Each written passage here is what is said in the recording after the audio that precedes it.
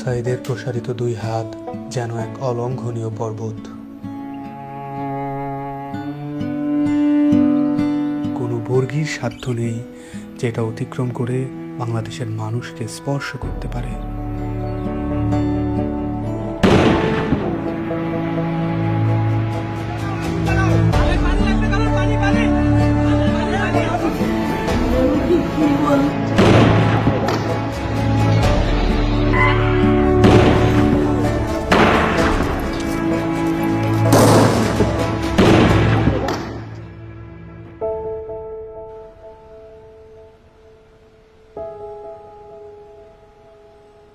জুলাইয়ের পর থেকে এই বাবা প্রতিদিনই রাস্তার আশেপাশে হাঁটাহাঁটি করেন।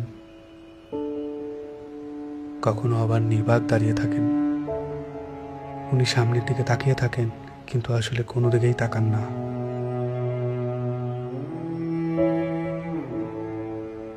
যেসব রাস্তা দিয়ে ওনার ছেলে হাঁটতো, ওইসব রাস্তায় উনি দাঁড়ালে উনি ওনার ছেলের রোম পান।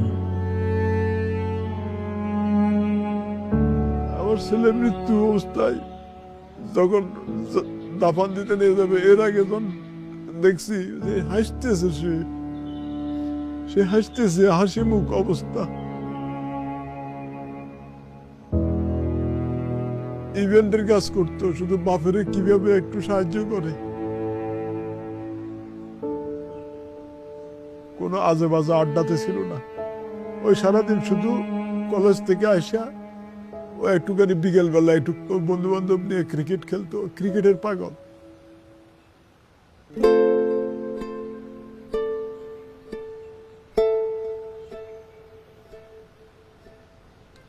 যে আমার পায়ের পাতা আছে এরকম একটা অনুভূতি হতো, কিন্তু আমি যখন হাত দিতাম তখন থেকে আমার পায়ের পাতা নেই, এরকম একটা প্রচুর অনুভূতি হতো। আমি অনেক কান্না করতাম। এই ব্যথার চেয়ে আমার ওই অনুভূতিগুলো আমার বেশি হতো, যে আমার পা আছে, আমি যখন হাত দিই তখন থেকে আমার পা নাই।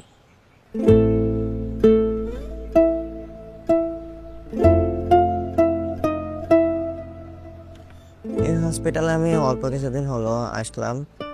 পা দিয়ে নতুনভাবে হাঁটা শিখতে আছি, মানে ছোটকালে যেভাবে হাঁটা শিখেছে মা, ওই রকমের এখানেও হাঁটা শিখাচ্ছে আর কি।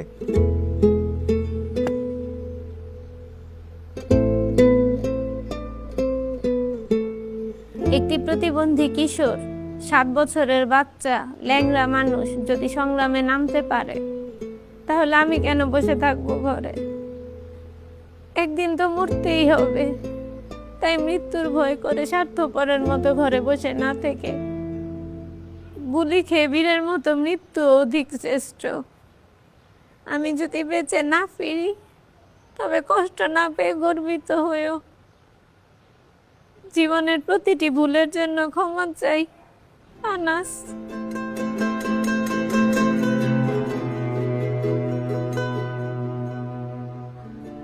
আমার সন্তানের বুকে গুলি লাগছে, আর ছিদ্রটা হয়েছে আমার কলিজায়। আল্লাহ পাক যতদিন আমাকে হায়াত দিছে, আমি এই হাহাকার নিয়ে বেঁচে থাকবো।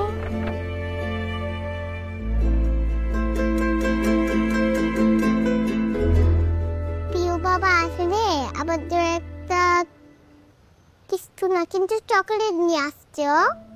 পিউ বাবা নাই বাড়িতে, যখন বাইরে গেছে আর পুলিশ এসে ওকে ঘুড়ি মেরে দিছে।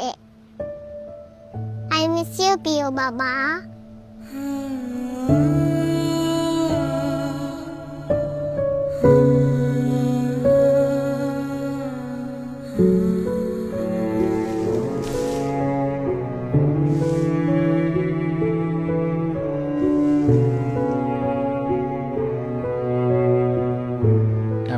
চেম্বারের মধ্যে বক্তব্য দিছিল যে আমরা কোনো সরকার বিরোধী আন্দোলন নয়, আমরা নিজের অধিকার আদায়ের জন্য বলে বলা করার পরে কমিল বড়ুয়া ওই ছাত্রলীগের লিডার আসছিল, তাই সেই গলা চিপি ধরছিল, গালমুখের থাপড় মারছে।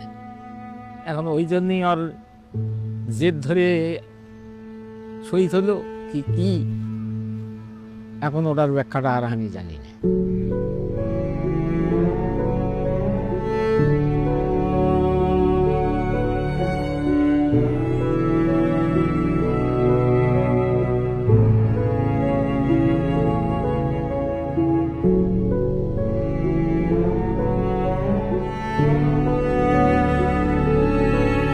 ঘুমের সময় মায়ের দুধ খাইয়া ঘুমায়, সেই ঘুমটা আর ঘুমাইতে পারে না, তখন আবার পাইয়া পাই করে উলট ফুলট করে ঘুমের লেগে আবার উঠে খুলে লই।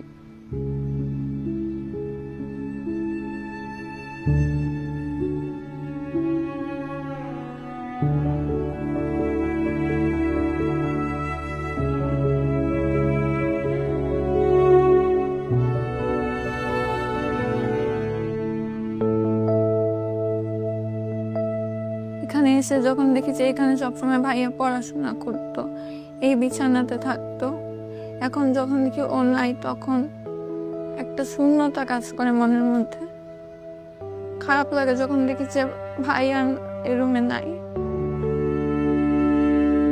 এই ছবিটা 18 জুলাই আমার আন্টি নাজিয়া খান ফেসবুকে পোস্ট করেছিল।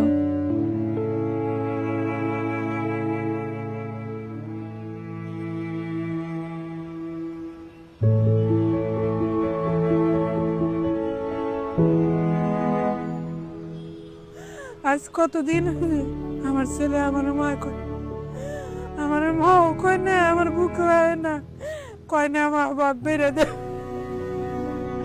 আমার সন্তানরা যারা যেভাবে মারছে আল্লাহ তাদের বিচার করুক। আমি সরকারের কাছেও বিচার চাই, জনগণের কাছেও বিচার চাই। আমার সন্তানরা মারছে, হাজার হাজার মায়ের বুক খালি করছে, যে খালি করছে তারও বিচার করুক আল্লাহ। কতটা তুমি হারালে বন্ধু, কেঁদেছে অন্তর। জানো না তুমি হারাবার ব্যথা, জানে পলাশির প্রান্ত। হারিয়ে গেছে যেখানে মায়ের সোনার নলুকখানি, গোলা ভরা ক্ষেতের ফসল, সাজানো ফুলদানি। এ হারানোর বেদনা তুমি রেখো অন্তরে, দেখবে তোমার দুঃখ লুকাবে পলাশির প্রান্তরে। বাংলাদেশের বুকের ওপর চেপে বসা 36 দিনের এই ভারই আমরা নিতে পারছি না। একবার ভাবি চলেন, 16 বছরে কত বড় ভার হয়ে এটা আমাদের বুকের উপর বসেছিল। এই ভারই আমাদের শক্তি দিক সংস্কার করে নতুন বাংলাদেশ গড়ার।